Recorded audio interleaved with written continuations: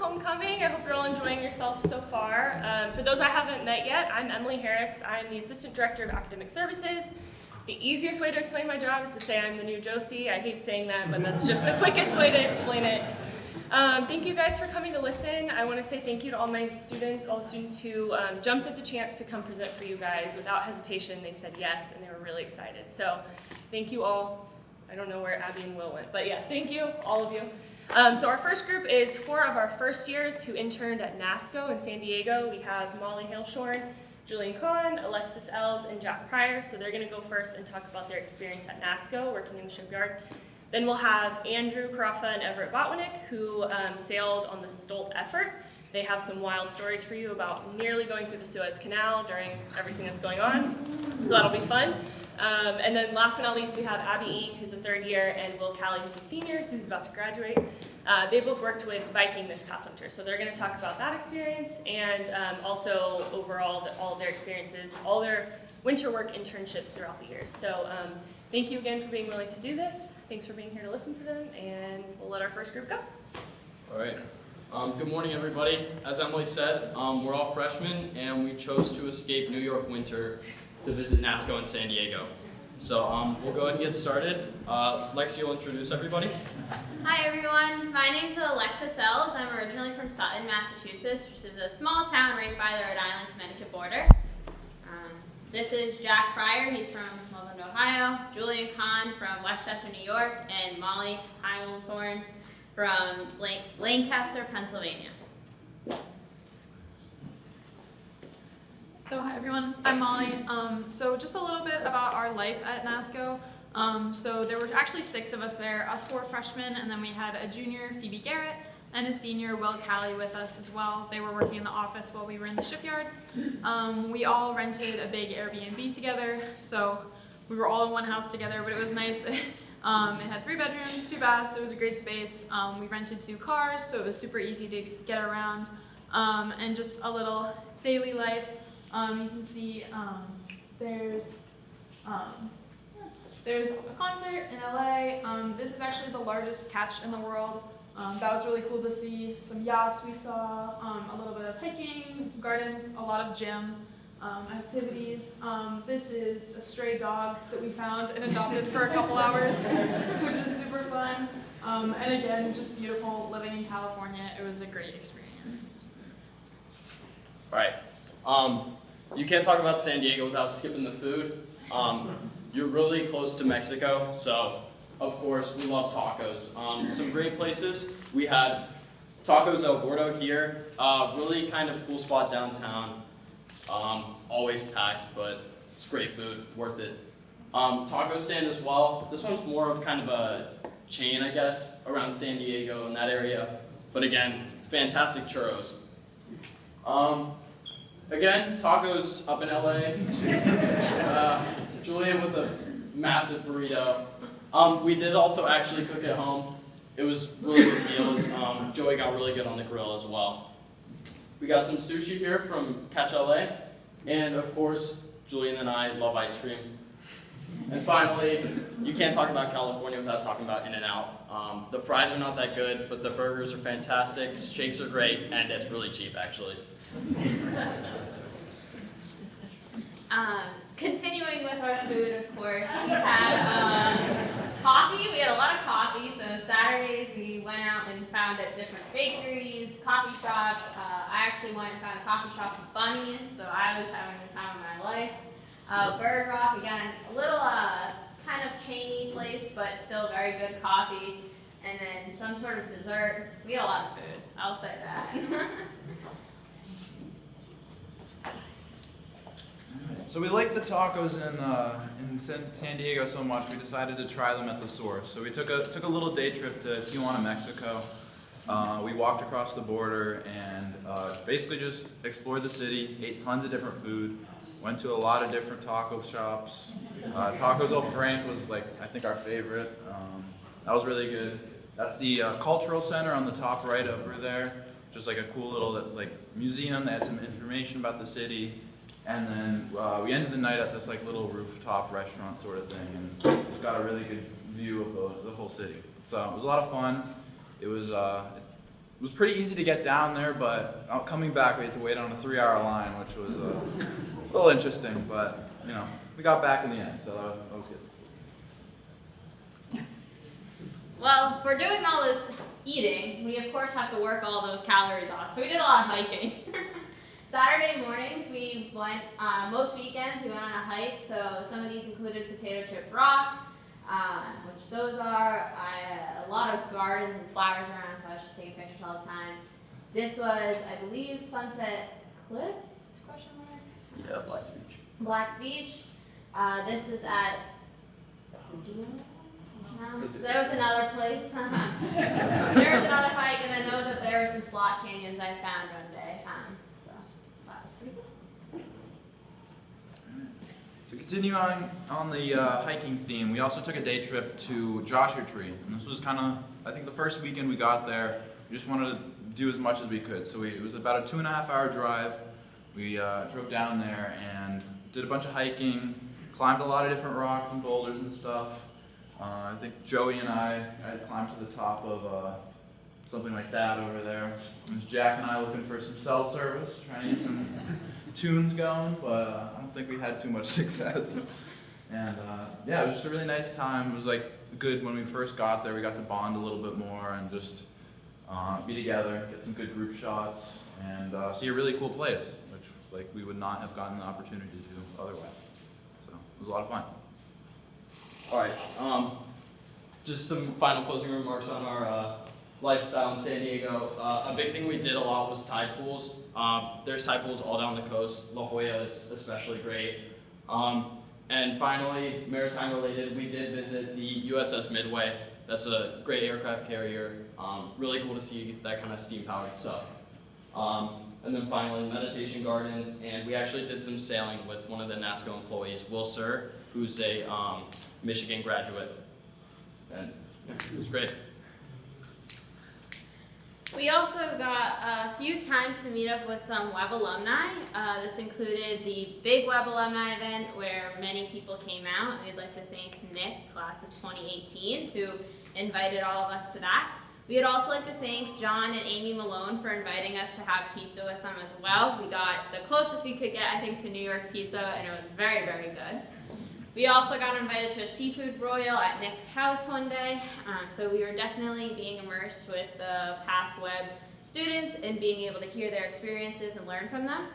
We also saw Webbies such as Hank and Luke, both sophomores, as well as Max and Harrison, who are also sophomores, and I believe that was it for them. But they all came in on ships at one point into the San Diego port, and then came by our house and had dinner and hung out for a little while.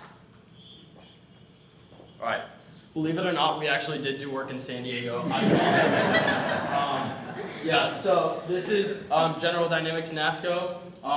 There's the beautiful Coronado Bridge, and this is kind of the Bay Area there. So starting up here, I'll actually I have a map of the yard. This steel kind of comes in by rail, usually, and it'll work its way over into the steel yard in this area. And kind of the general order of the steel is it starts up in the northwest and works its way down towards the southeast, towards the graving docks, all of that. So that's kind of what you see here. And you'll see the steel getting cut early on, and then getting welded into small sub-assemblies, and then finally into your blocks, grand blocks, and then it'll get placed into the graving docks, the ways, all of that. And you can kind of see that process here as the ships get more completed when you work your way down. Some of the ships that we had the TAOs, which are refueling ships for different kinds of naval vessels, aircraft carriers, that kind of thing. And those are these smaller ones here. You can kind of see the cranes that hold the hoses. And then the other type of ship that NASCO was building was the Expeditionary Sea Base, which you can kind of think about it as a big football field to land helicopters on, which is right here. You can see the big platform, and then the garage there, the hangar to keep your helicopters and that kind of thing in. So now we'll talk about what we actually did at the yard. So I was assigned to the electrical department in NASCO, which was really cool. I got to learn about a lot of different systems and things I hadn't really thought about before. like how many feet of unsupported cable you can have, or how you install the windshield wipers on the ship, silly little things like that. So my employers started me out in SOC 4, starting with the smaller blocks of the ship, and then working my way up to SOC 6. So in SOC 4, I was laying wireways. They would hand me a packet, and I would assemble, and I would lay stuff out for them so they could weld it on. I did some grinding, got some experience using power tools, and as well as some pipe fitting and other smaller things on the block. And then in SOC 6, I got moved there. One day we had a really big flood, and the whole yard was sent home. The water was like up past my knees. It was a really crazy experience, but then they moved me indoors to SOC 6 into the ships, and I got very familiar with them. I got some nice tours, got to go to the stacks on the ship, and I worked a lot with the ship systems like fire detection, installing detectors, working with ABS and NAVC to approve them, alarms, what happens if you get locked in the refrigerator, things like that, and also the ship's whistle. And I think that was probably my biggest regret at NASCO, was not asking if I could use the ship's whistle. And then I got to do some cable laying and a lot of different management things there. A lot of problem solving. So before you have inspections, you have to go around with the managers and make sure everything is up to code and check all of that out. And then right before I left, we did some tests and trials on the TAO3. I missed sea trials by a week, but NASCO was really great. They had me on the list for that and everything, so I would have loved to get to do that, but wasn't quite there. But for the land trials, there were a lot of government officials there, Navy people, ABS, and it was really cool to go through the ship with them and have them check everything out. And there was a lot of excitement around the shipyard for that, so it was a really great experience. So I spent my time at NASCO working in their mechanical outfitting department, which basically I learned very quickly was basically just code word for me being a pipe fitter for 2 months. But very similar to Molly, they had me switching throughout the different SOCs throughout my time there. I'd spend a week or two at each one and kind of just get a feel of the different places on the shipyard. So I spent my first few days there working in their quality assurance team. I spent my time walking around blocks, ground blocks, and the TIOs. And I would be with this one guy, and we'd be putting these little green tags on anything that we found was incorrect or not completely installed. So like a big thing was like loose U-bolts. The workers really didn't like tightening those for some reason. Things that should have been stainless steel that weren't, that sort of thing. And that was just to give me a feel of what to look for when actually working on these blocks and grand blocks. Kind of to watch out for other workers and just things to watch out myself for doing.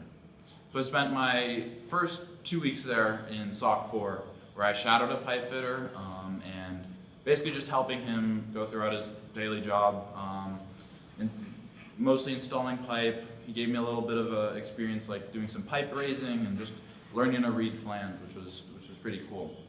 Next, I went over to SOC 3. This was the earliest stage of construction that I worked in, and I basically just spent my time there grinding pipe ends for a week.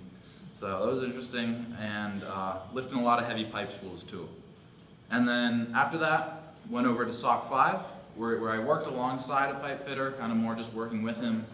And I read the plans. We installed entire work packs, entire piping systems for a block. And I'll go in, of course, lots of lifting heavy pipe spools. Common theme here. Next, SOC 6, a lot of the same SOC as SOC 3 and 4, but it was also, they let me help install some ventilation systems too. So that was a little change of pace, which was nice. Finally, spent about the last week and a half in SOC 7, which was also like tests and trials. Again, like Molly, they said I would have gone if I stayed a little longer, so that would have been a lot of fun to go and see trials. But I was mostly in the engine room, and I was doing some finishing touches on some piping systems, as well as taking out little pancakes out of the systems, and of course doing some sweeping. And this just, I don't know, the entire time there gave me a really good feel of the shipyard. It was a good experience. Helped me understand a lot of just the entire process and how ships are constructed. I'll pass this off to Jack. All right, so At NASCO, Lexi and I were paired up in accuracy control, and some of you may be asking what this is. The biggest thing, accuracy control is not quality control. We're not sticklers. Our job is not to tell you you're doing your job poorly, do better.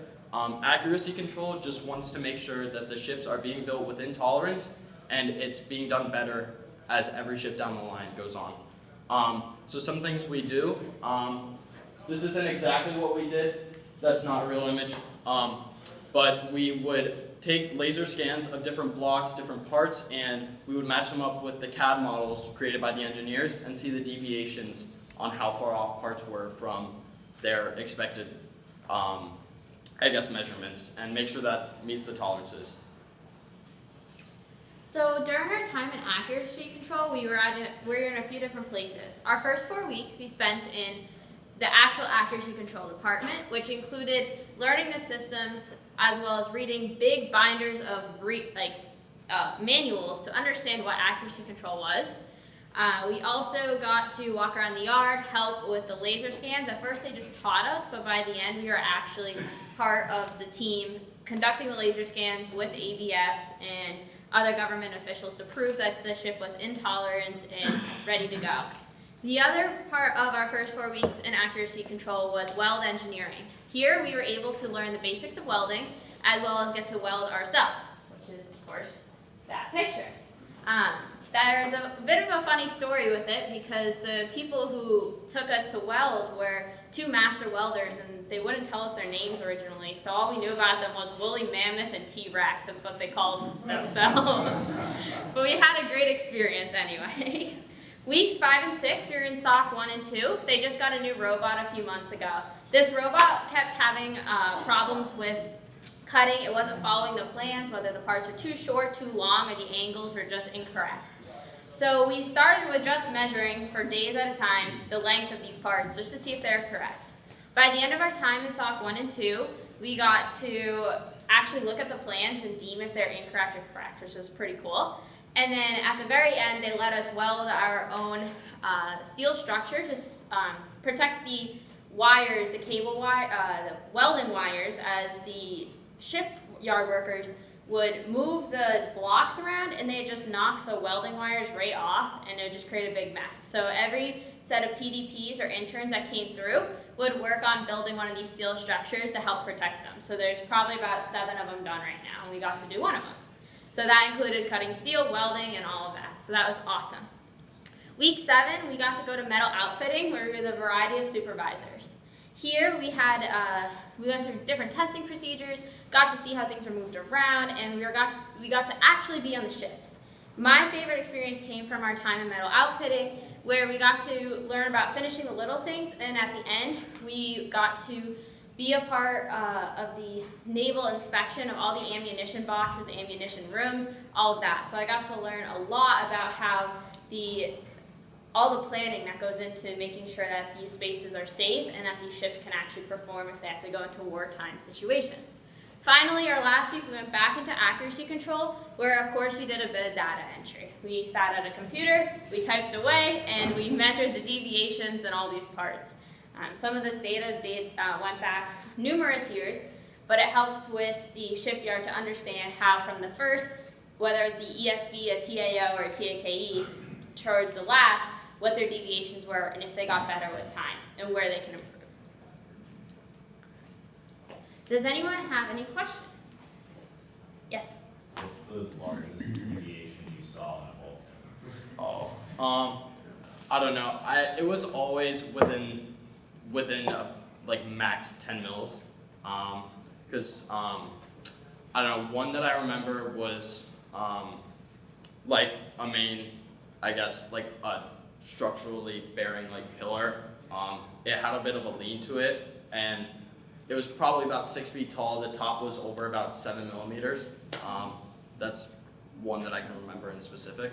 I think in person, on paper, we didn't see many things major because the shipyard workers didn't want to be called out. So a lot of times things were fake. So there was actually accuracy control technicians who had to go down there and measure what they measured to make sure it was lining up. But one of the ones we saw actually on the ship was between the stairs and the floor.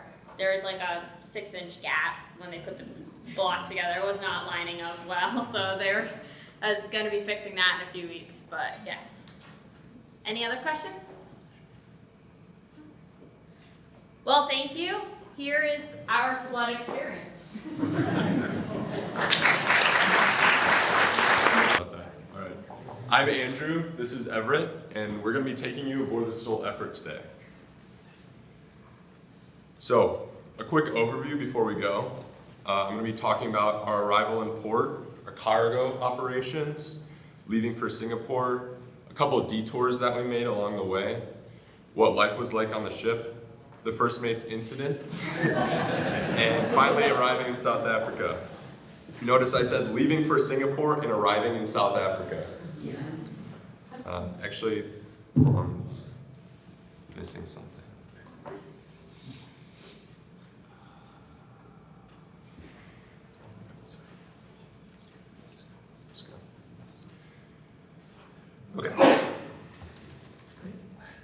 Okay, so the Stolt effort is the last ship in the innovation class. It's actually unfinished because it bankrupted Dan Yard. It's 25 years old, it's a chemical tanker, and it's missing a deck house, the garbage room, and a low temperature cooler. Our journey consisted of a week in port and 6 weeks at sea. So first, Stolt paid for our trip to Houston. We arrived just before Christmas, spent a week in port, and when we got to the airport, we were picked up by a Stolt agent, and it felt like a movie. He came, he had an iPad with our names on it. He had an earpiece in, a leather jacket, some sunglasses. It was really cool. Then next, we did. So for the cargo operations, for the first week, we worked typical 4-on, 4-off shifts with the guys on deck. So Andrew was 4 to 8, and I was 8 to 12. We actually didn't see too much of each other because we were busy enough, and then whenever we weren't working, we were sleeping. So much of the time in port was just spent bunkering, filling up on all the various chemicals for the crossing across the Atlantic. So we had more than enough time to witness typical cargo operations. So these operations consisted of like helping out the crew with hooking up the barges and the manifolds and the hoses and everything. Just helping out wherever was necessary, and also watching the officers whenever there was time to do so. So for Christmas, so we actually came in, I think we came in on December 21st. So we had a couple days before Christmas and then spent Christmas on board the ship. Spent Christmas in Port in Houston, enjoyed a wonderful Christmas dinner with the crew and officers. You can see a picture of it up there. They have lobster tail, fried shrimp, beef Wellington, all this crazy stuff. I'm never getting that at home, so, you know. It's pretty great, but it was pretty hard being away from home. Probably the first time either of us have ever spent Christmas away from home. So being away from home on Christmas was kind of difficult, but everyone on ship made us feel really welcome and safe in our new environment, which is always helpful. So for the Suez Canal, initially we were supposed to go through the Panama Canal, but the problem was that the Panama Canal did not have sufficient water to support ships, which I don't know how often that happens, but the captain did not think that it happened all that often. So we planned to pass through the Suez Canal. The only concern that we had with that was that were Houthi rebels, which I think is still going on, who are currently attacking ships that pass through the Red Sea. So we were told it was highly unlikely, in business speak, that the Houthi rebels will attack our ship because we are not American or Israelite connected, which is, for the most part, true. And so we were told our vessel had a risk, excuse me, lower than that of dying in a car accident. So that was really reassuring. What was also reassuring is they told us 4 to 5 Stolt ships passed through and none of them have been hit yet. And that the only way that we were hit is if a drone misfired at us, which at the time it only happened 2 times, so pretty safe. So get our mind off of it. We had a traditional Filipino New Year's feast, complete with an entire pig. There's me kissing the pig. We opened presents with the crew. We all watched the clock strike midnight on the bridge. And we also saw some fireworks over the Bahamas, which was unforgettable. About 4 weeks in, the US and UK decided to team up and bomb Yemen in retaliation for the halt on shipping. And the reason for this, we found out, was that the missiles to intercept the Houthi drones cost over $1 million each.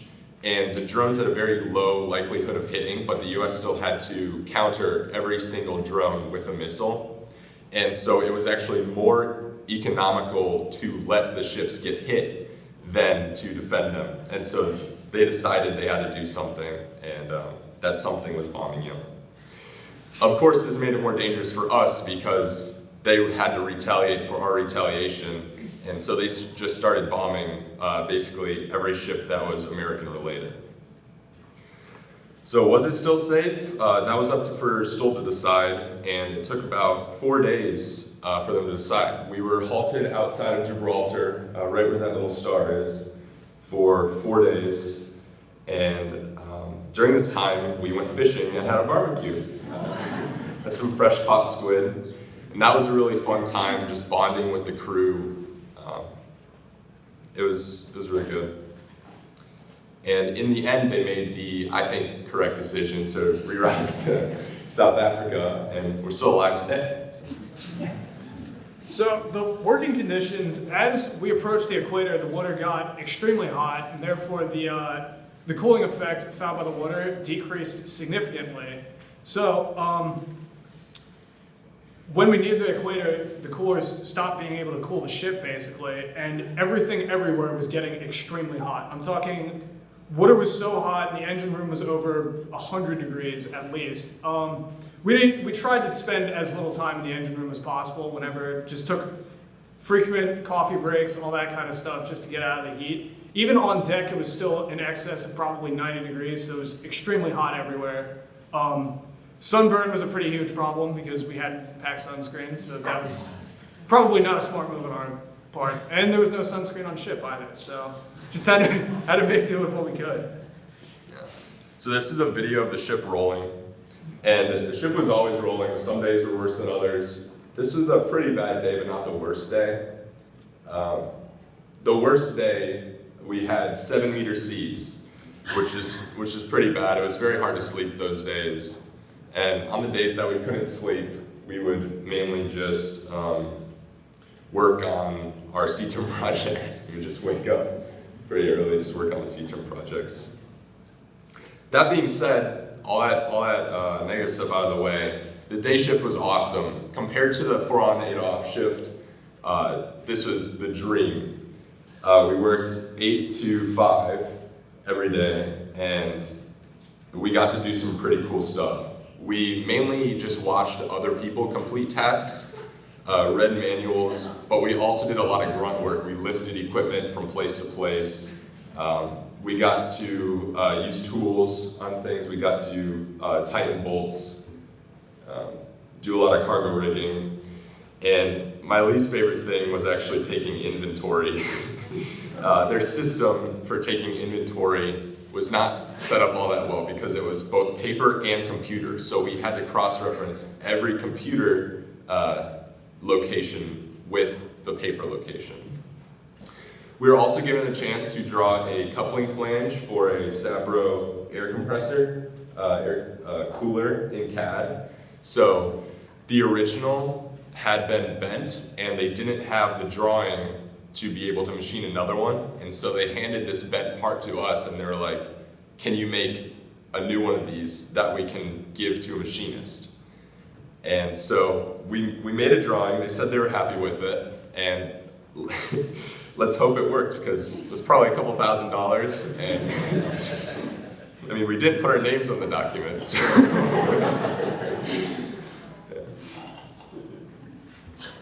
Yeah, so you can see a lot of the free time that we had on ship, we just spent working out. You can see this is in the workout room while the ship is rolling, and the rolling made it really crazy sometimes. You can just see us swinging, and that's just like natural movement. Like we're not even putting anything into that there.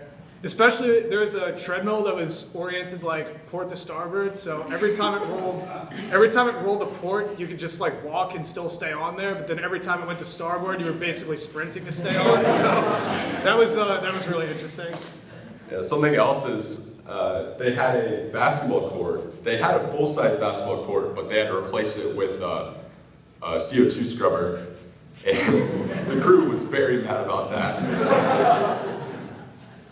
Something I didn't know is that the Filipinos love basketball, and our crew is almost entirely Filipinos, and they just, any opportunity they could, they would put up the nets, and we would go out and play basketball. And something really cool was their shot form was very different than mine. They were putting up however they could, but it always went in. So they shoot from anywhere. I was the only guy on that ship that could dunk. So, they thought that was very cool. They kept taking videos of them hooping to me. They called me El Munster. That's fun. Yeah, so a little bit about the food on ship. The food on ship was actually very good. The chefs were really great, and they made do with what they could. I mean, towards the end, after we had spent about like 6 weeks at ship, everything was kind of wearing a little thin. But I mean, they had whole pigs like hung up in there for barbecues and everything. Food was really good. So yeah, just a couple of the meals. We had like all kinds of bone-in fish. Fish was pretty popular on ship. Fish, steak, everything. It was great. Yeah, it was not what we were used to, but it was pretty amazing some days. I don't think I've ever had a salmon fillet like that before. Okay, now to the chief officer's incident. So during winch brake testing, they apply a 120-ton load to this 100-ton winch. And they do that to make sure that the rope won't snap on the winch. They want the winch brake to engage.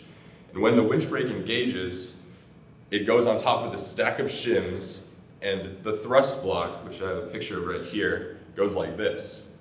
And then that stops the winch. And so during winch brake testing, their goal is to engage this thrust block. And the chief officer stuck his hand under the thrust block.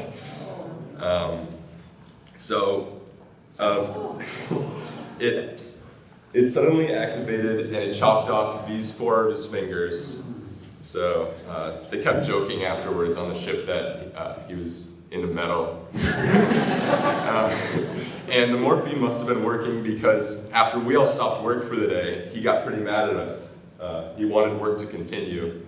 He was actually wandering the ship, going all around, asking people to continue doing the tasks. So we had to make a slight detour, obviously, because the medical help on ship is not adequate enough to treat that kind of injury.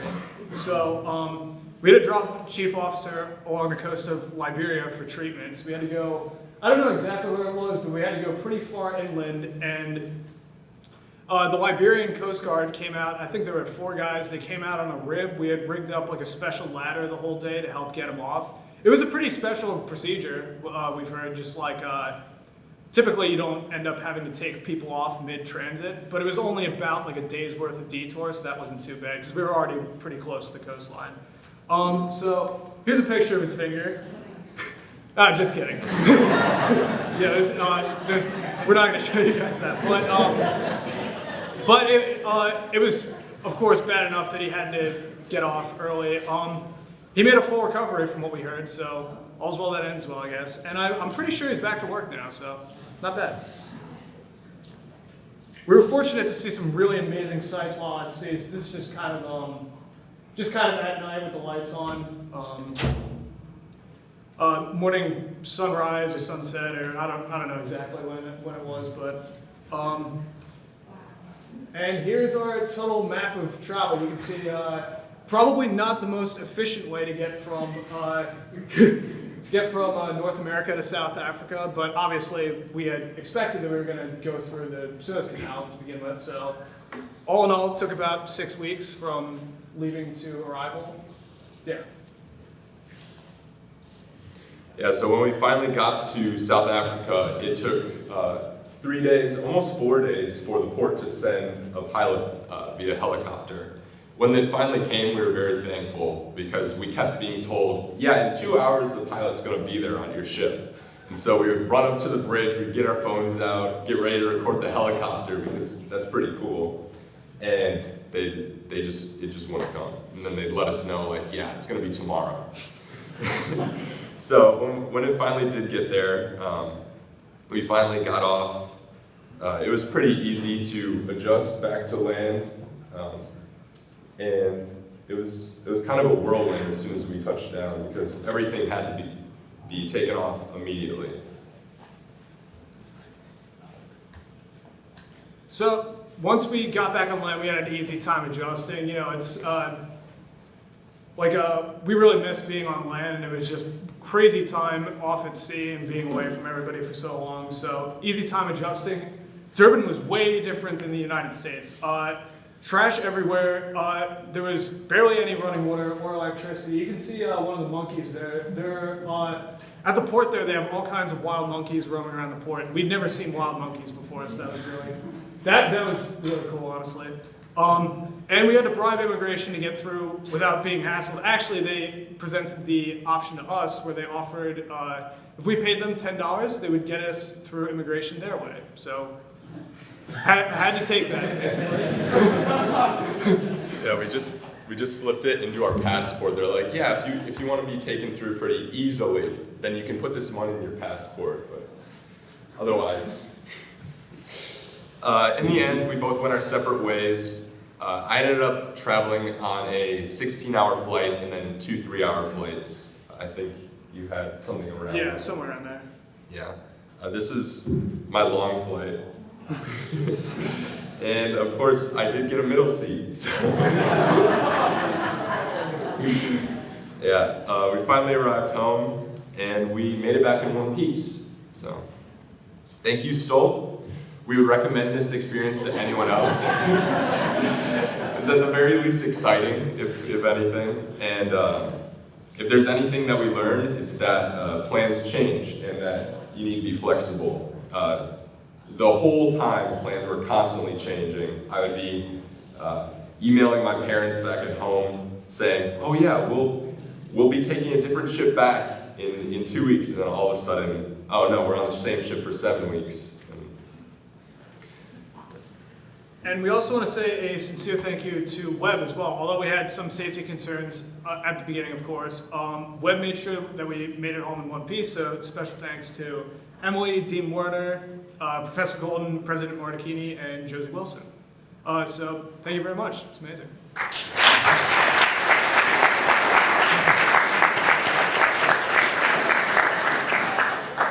Any questions?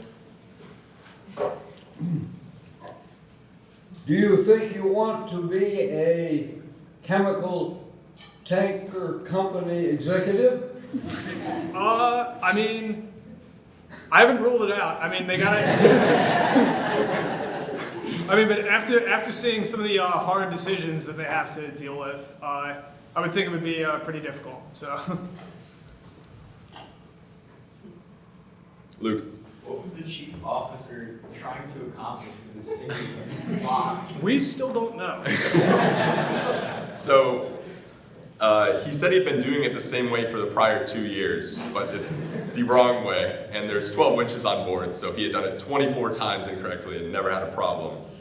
25th time, though, I think he was trying to lift up the thrust block to take it off, and it just re-engaged, so it just slammed down on those fingers. He lost his whole upper 2 segments of this finger and then a sliver down the side of his middle finger on both hands.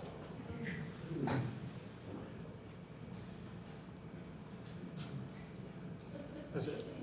All right. Thank you. Thank you. Welcome to our presentation about our winter work.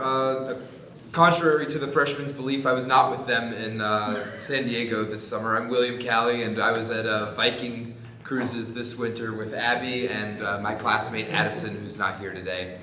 We'll tell you all about the different kinds of work we did. It'll be slightly more technical than some of the other presentations so far, and we'll be happy to answer any of your questions at the end. Great. Sorry. I guess before we start, I'll just go through what we're going to talk about today. We'll take a moment to introduce ourselves and what we enjoy and what we got to do. Speak a bit about Viking and the ship we worked on, the Viking Mississippi. Speak on the dry dock work that we did, specifically divided into the naval architecture we got to look at, marine engineering modifications, and hotel modifications that we got to work on with this cruise ship. We'll talk a little bit about life down in Houma, Louisiana, and summarize with some lessons. So I am William Calley. I'm from Woodbridge, Virginia. My previous winter work experiences to this point have been Metal Shark in Jeanneret, Louisiana, where I worked in fabrication. Stolt Lotus, quite different from Andrew and Everett's Stolt experience aboard the chemical tanker the Lotus. We sailed from Antwerp to Rotterdam and then to Galveston, where we disembarked. And then last winter and this past summer, I was at Naval Surface Warfare Center Carderock in the Maneuvering and Seakeeping Basin, which I'll talk a little bit more about in just a moment. And of course, this winter I was at Viking Cruises. Here at Webb, I tend to be probably over-involved, overextended a little bit, but I'm co-chair of the leadership committee. I was the PR chair for the board up until this last election cycle, since I've graduated, hopefully. Dean Werner, that's up to you. I am the Culture Club co-chair, and I have been heavily involved in the Marine Energy Collegiate Competition for this year's submission. My career plans after graduation are I will be going with Viking Cruises full-time, and very excited. I'll be in New Orleans and designing the next fleet of ships for them. So I have hobbies of cooking, reading, and service. So Naval Surface Warfare Center Carderock, Maneuvering and Seakeeping Basin was where I worked. You can see an image of it here. Up until a little while ago, it was the world's largest freestanding dome, and it is one of the world's largest wave pools. So there is where a lot of the seakeeping testing is done for the Navy. They can create any type of wave pattern from anywhere in the world, both random waves as you would find in the ocean, and systematic waves like you can see here. This is their bullseye wave. I also did a bunch of model testing, so I was fortunate, even though they were kind of in a slower period of testing, I was able to rig up and help with a couple of tests from beginning to completion. That was very exciting, very interesting. This is a Distro A image, I promise. And then I was also able to help with some full-scale trials. So I traveled down to Alabama over the summer, did some full-scale trials work down there, and I was able to help with designing the full-scale trials data acquisition system for a different trial that's going on soon. And while I was there, I was also able to do a lot of learning about hydrodynamics. That's the biggest thing they do there. So it was very interesting, very engaging, and I got a lot out of it. And I was especially aided by Professor Onus's ship motions course. That was interesting. So, Abby? Hi, I'm Abby Yang. I'm class of 2025, so I'm a junior here. I'm from North Hilton, New Jersey. This was my third winter work experience. So my freshman year during shipyard term, like the freshman just went on, I was at Marine Group Boatworks down in San Diego. I had a great time. It was a small repair yard. I got to be really involved with their mechanical department there and get a lot of experience with a lot of different types of vessels. Last year, kind of similar to the guys this year, I got to sail on Stolt Creativity, which is another innovation class ship. I'll speak a little bit about my time there, not in as much detail. And then this year, which you'll hear about, Will, Addison, and I were all at Viking Cruises. I think pretty similarly to Will, I'm pretty involved at Webb. Some of my positions here, I'm the Diversity, Equity, Inclusion chair for our student organization. I'm the COGAS co-chair, which is our coalition of gays and such. I'm the Rules Committee chair. I'm also a leadership committee executive along with Will, and I was newly elected to the Honor Council here. My career plans are a lot more open than Will's, who's got his job all locked up, but I'm looking to get into naval architecture, project management, or honestly, anything that interests me at all. And some of my favorite hobbies are singing, reading, and drawing. So last year, to keep this one shorter than the last, was I got to sail on the Stolt Creativity, which is a chemical parcels tanker, very similar to the guys this year. I sailed on a much more typical passage. I went from Rotterdam to Houston. We had no issues. And that was a great time. One of the projects that I got to work on that I'm most proud of was given to me by my captain directly, who asked me to conduct an investigation into the 3 cranes that we had on board. He had read into a regulation and thought that we may be missing something in our crane safety limit switches. And so he asked me to kind of take a lead on that, organize some crane operations, take some measurements, draw some CAD, write up a report to send it off to Stolt's corporate side. And that was a really interesting project I got to work on. He sent it off with my thanks. And we did actually indeed find one spot where we were lacking, and we were able to rectify that. I got to learn about several things while I was on board, most primarily ship systems and operations. I don't think there's a better way of doing that besides being on board, cargo and port management, and of course the captain invited my classmate Gunnar and I to learn how to cook pakora, which are some vegetable fritters. So now we can get into the work we did this year. So here you see the Viking Mississippi's outboard profile plan. She's a gorgeous ship, the first, I don't know if the Chesapeake Shipbuilding gentleman is still here, but she's the first new build cruise ship in the United States outside of that yard and a couple other small projects here in the United States. So it's exciting, built in 2022 by Law Ship. She was in service for about a year before this major dry dock, so we'll talk about some of the problems that brought her back into dry dock. Got a guest capacity of about 386 guests in 193 staterooms.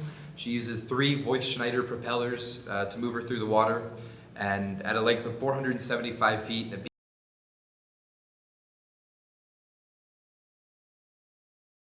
beam of 76 feet, she is in fact the largest new build cruise ship built in the US since the 2000s. Very, very interesting ship.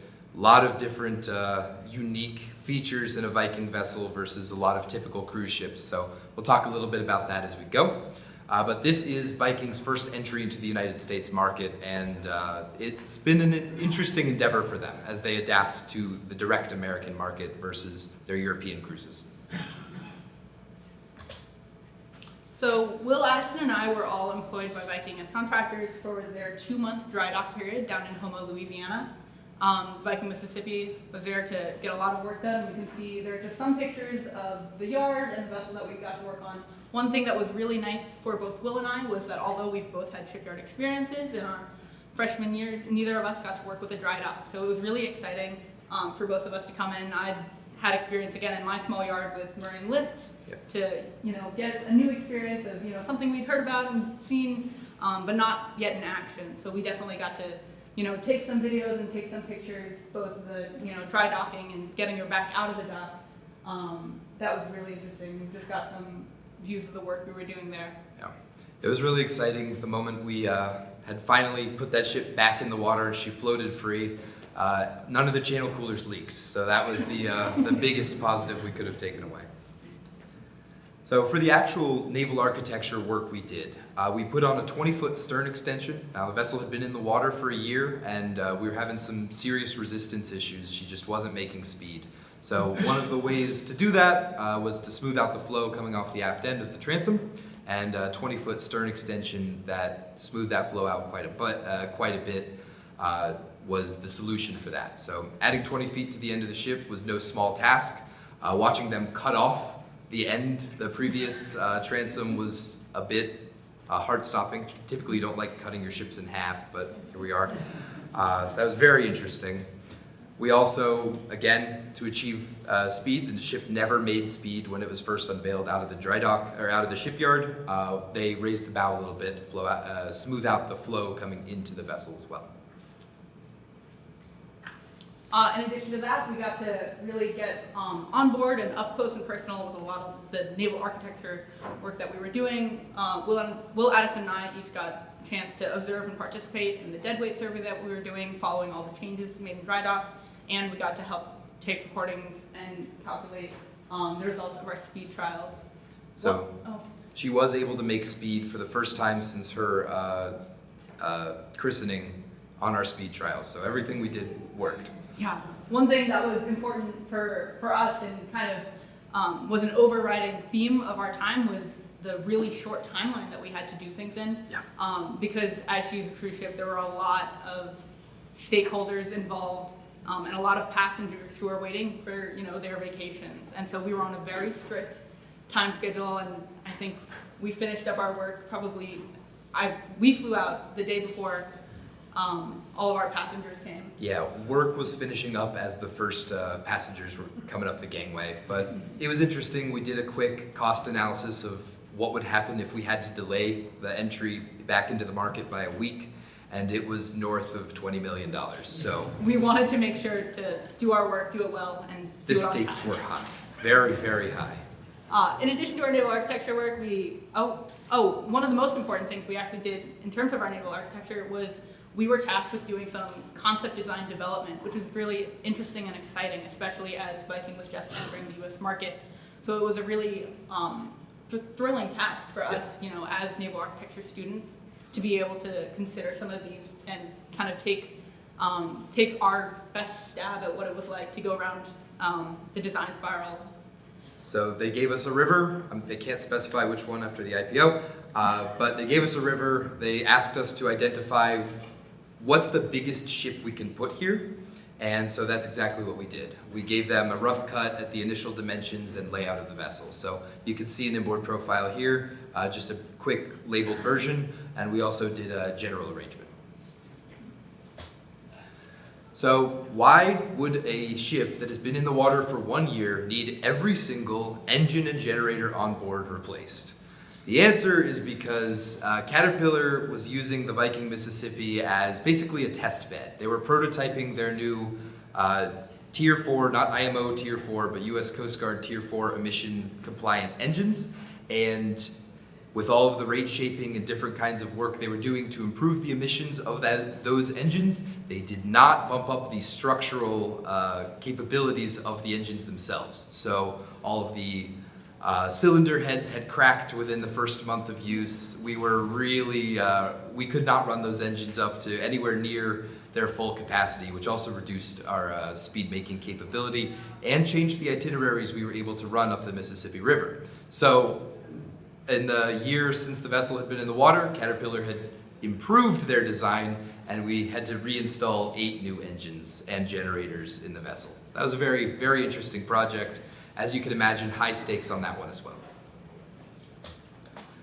In addition to those, the Viking Mississippi is fitted with Voice Schneider propellers, and one thing that they had found in their service was that if anything happened, if they were damaged, or if any of the blades got caught as they were operating up and down the river, it was really hard to service these. So during our time in dry dock, we made sure to install a cofferdam to really protect and be able to service these, very expensive and, very powerful propulsion systems that really aided us in terms of our maneuvering.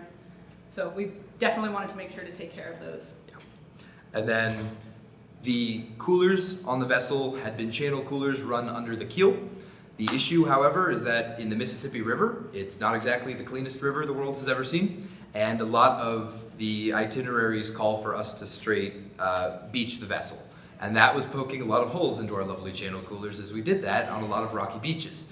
So we moved the channel coolers to the sides of the vessel and also installed some grid coolers and left the channel coolers that were there as sacrificial material to take the brunt of our beaching. So, as I said earlier, that was a very successful improvement to the vessel. It actually did improve our cooling capability as well. In addition to anything we were doing on, the more typical side, we were dealing with a cruise ship. And so, having a cruise ship that really functions both for its passengers and its crew is crucial. We made several improvements over the time and definitely made use of any time we had in dry dock where we couldn't be shuttling passengers around to make sure that when we could, they were getting the best experience possible. So one project that we worked on during this time was installing a brand new barbecue kiosk on our upper deck, which got, brought on and installed over the course of the 2 months. So what they did here was the glass ceiling above it was removed. We lifted the entire kiosk unit, dropped it right into place, and then welded it up and made it look beautiful for our passengers. We also closed in our galley. So the original design called for an open galley, and it was beautiful, but it was also very loud, and American chefs like to yell at each other quite a lot. So our clientele was not quite thrilled with hearing cuss words coming out of the kitchen. So we did end up closing in the galley for the sound's sake, and it did come out quite nice, and along the way we made some other improvements to the flow of galley operations, which is not something you think about in a lot of other vessel types, but when you're churning out thousands of meals a day for your passengers, you need your salad plate to be able to go through each station very quickly to get out to the guests. So we had to rethink a lot of the flow while we were on board, and that ended up coming down to us for some reason. But it was interesting. We walked through with a lot of the different chefs on board and sort of figured out what the best operation was going to be. Yeah, Viking wasted no time in making sure that we were plugged in and working on this project again due to our tight time schedule. I think this full galley walkthrough, both with the crew and some of our contractors, was one of my first tasks. Right as I arrived at the yard. Our flooring wasn't quite holding up to the standards, so this was one of the most stressful projects on board, was laying in brand new flooring, perfect to the standards of Viking, and ensuring that it meshed well with the terrazzo on the sides of it. It did end up going well, but it was very, very nerve-wracking. And then it was immediately scuffed by a later contractor, so that was a fun one. Yeah, we were working on a lot of very visible projects, so keeping an eye on those was important. One of those visible projects was up right on, Viking had kind of two main eating areas, and one of the complaints that we'd gotten over our year was that they didn't have a great spot to get their coffee, which was of course very important to everybody on board. So we spent some time doing a conversion on the upper deck and installing this brand new beverage counter so that there were plenty of coffee machines to go around. It helped quite a lot, and at the end of the dry dock, when we were spending 16 hours, 18 hours a day working, it was very helpful. We also made a bunch of improvements for the crew themselves. It being an American cruise ship, it has to have American crew, which meant we have to keep the American crew a lot happier than most other international vessels have to. So that meant a lot of upgrades in the crew spaces as well to retain staff. So this is just one of those improvements. A full bar for the crew was very nice, and it's just a beautiful space now. Just as we got the crew lounge going, we also worked on the passenger lounge. So this is a bit of a blurry picture, but of the Explorer's Lounge, and we installed these. We had a bit of a conversion. They wanted to be able to use a space both as kind of a sitting area for passengers and a presentation space for any of the Viking lectures that they were holding. One of the most visible portions of this lounge were these two drop-down TVs, which would, fall down from the roof, and we made sure to test those and make sure they work with some Mario Kart. Yeah, a little bit of gaming going on there. So, and of course, we would be remiss if we didn't mention Louisiana life. It was a lot of good eating and fun in the couple of hours we felt like we had off over the course of the time. But there was a crawfish boil on board. We had oysters, fresh oysters, beignets. We did actually do the transit from Houma to New Orleans on a vessel that's not rated for the open water. That's a very interesting, very creaky voyage. And on the journey across to get to Houma, they had broken quite a few windows because it's just not meant to take the torsion. But on the way back, no problems like that. So big pluses there. Absolutely. So we definitely got to learn a lot over our course of our 2 months. One of them was Murphy's Law always applies, especially in dry dock on a tight schedule and with a big dollar sign attached. Yeah, we learned that sometimes marine traffic is your best friend when an entire bathroom that you're installing is on a container ship in the middle of the Atlantic and it is delayed. You're tracking that thing every day across the ocean. I also got the chance to talk to Gary Shawest, the owner of the shipyard and actually the vessel while we were on board. He's one of the richest guys I've ever had the chance of talking to, so that was very cool. And he asked me what I had learned during my internship. I said I had learned a lot about dealing with people and a lot about dealing with dry docks. And he said, learn the people first and the rest will come later. So I thought that was a very good lesson to take forward as well. Yeah, finally, I guess we all learned to not be afraid to say our piece. We were there, as part of Viking's new build team, which was a really small team. I think there were a total of 6 or 7, depending on how you counted Cody Sellers. But we were a small team working with several hundred contractors and crew and everybody working to get this ship out on time. And, we were just 3 students. So it was really important for us to come into our place as part of the new build team and be able to keep an eye out, do this reporting and inspecting and make sure that we were there and being seen and being, careful and honest about the whole thing. Yeah. So some days something wouldn't get mentioned and we'd be delayed. So it meant learning that we had to be confident in ourselves and our knowledge, everything Webb had taught us so far, take that forward and apply it and say what we saw. And it ended up being a very, very good experience. So we'd like to take any questions that you've got. Thank you for listening.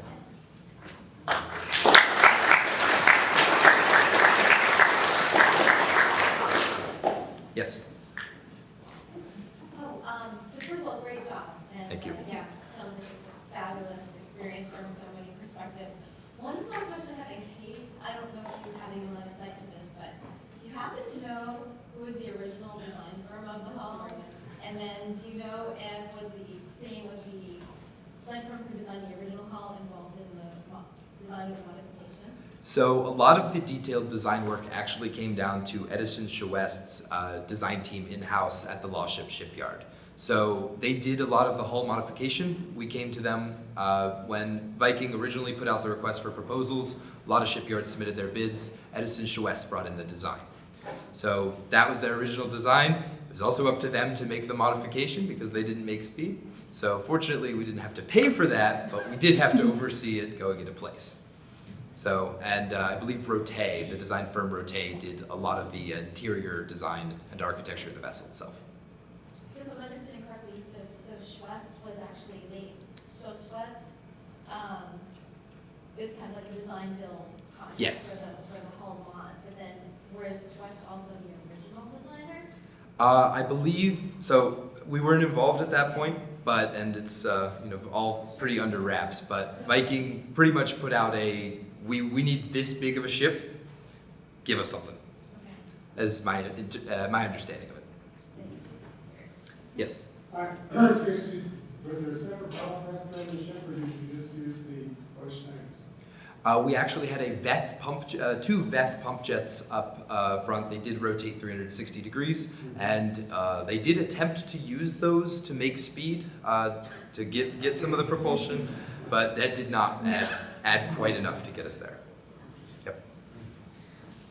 What do you expect your first day on the job is going to be when you rejoin the crew? My first day on the job will be, I'll be in New Orleans, probably learning the layout of the office and figuring out exactly what their plans are for the next set of ships. I know their plans are to build about 19 more U.S. ships, so it's time to develop what that fleet is going to look like and take forward the lessons we learned from the Mississippi. Yeah. Will's office will look a little different from the last one that we were Yes. working in. We had a small trailer in the Yeah, we corner were of the very office. much tucked away in a box. Yeah.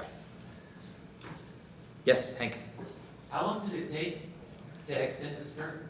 The stern extension, they actually had it cut off within about a day. Yeah, it was very quick. All of the work that Chouest was doing was very, very fast, which was a little concerning on our part because it felt sometimes like we couldn't get in there and see it in the middle of it, but it all ended up working out, so that was good.